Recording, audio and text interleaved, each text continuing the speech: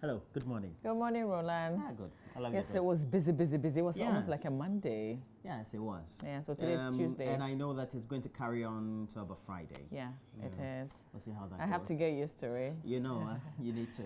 But we start with our first story. And the European Union Election Observer Mission here in Ghana is optimistic that this Wednesday's election to be organized is going to be peaceful, given that presidential candidates have so far signed a peace accord.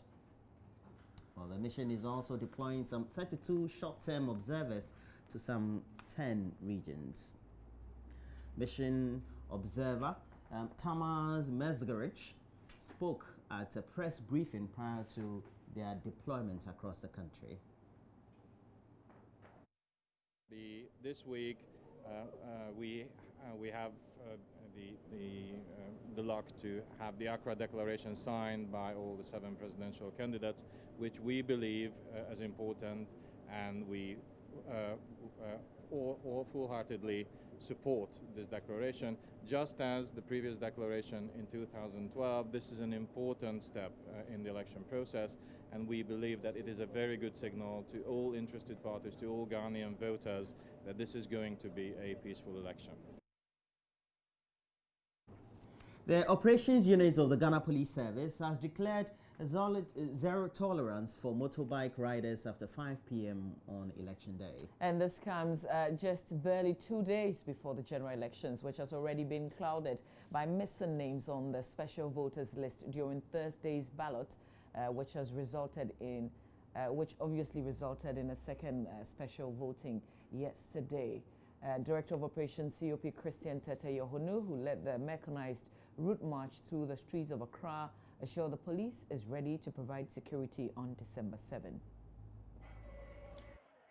The mechanized march started at about 8 a.m. Saturday morning with 600 personnel of the Ghana Police Service in a show of force.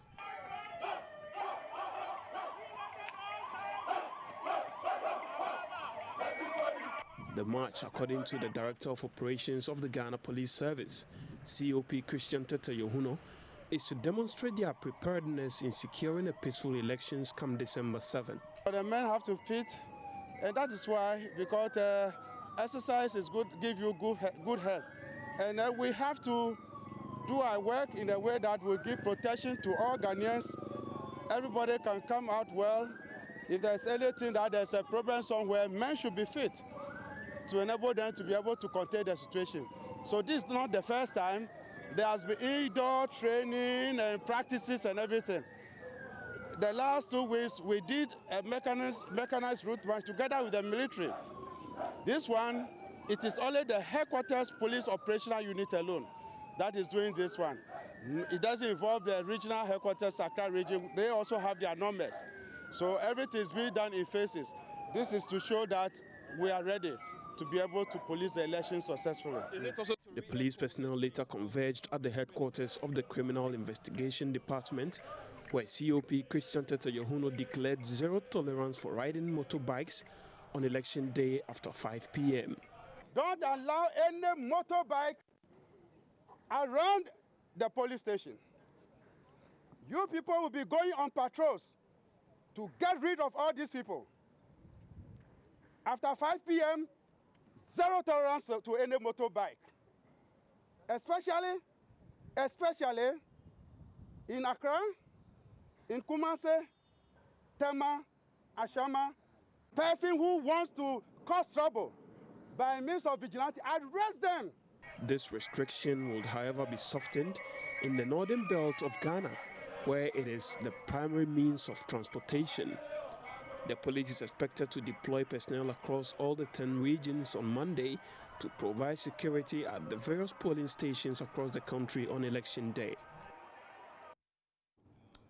And we know that it's just some 48 days away, and so we've been doing some checks. Our business team has been to some part of Accra and is already giving an indication of a slowdown in business with the approach of the elections. However, while some traders believe all attention has shifted away from participation in their businesses, others are also stocking up. They are preparing for any unforeseen circumstance that may derail the smooth conduct of business activities. Kuku Apia has been speaking to some small-scale business owners on this development.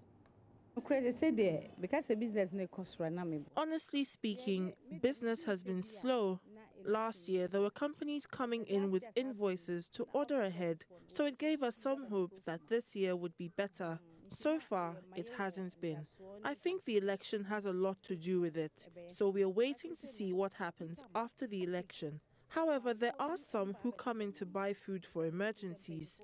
Last week, a few women came in to buy provisions. Although they usually buy a lot, they bought much more this time around. They told me they were stocking up on food just in case something bad happened during the election. They and their families could stay safe indoors. I'm going to pack food for myself just in case something bad happens, because even this special voting exercise is proving to be difficult. My customer just came to buy some goods for emergency. I will do the same. I have heard of people stocking up food in case something bad happens during these elections. When customers come in, they tell us. Even yesterday, one of them said she was buying food to put at home in the event of an emergency. She said her children were her main concern. Despite all that, business is still slow. I don't know if the election also has something to do with that. Actually, for me, I've not heard anything of that sort, yeah. Because if there should be any shortage, it's due to the weather, because for water, and this is the time for water business. So if there's a shortage, I was thinking that due to that, but I've not heard anybody saying it's because of the election that they wanted to buy them, put down and stuff like that. No, I've not heard anything. And that's it for the news. As always, we have a lot more news when we get interactive and also look at the various stories on the online portals. All right, stay with us. We've got the newspapers right after this.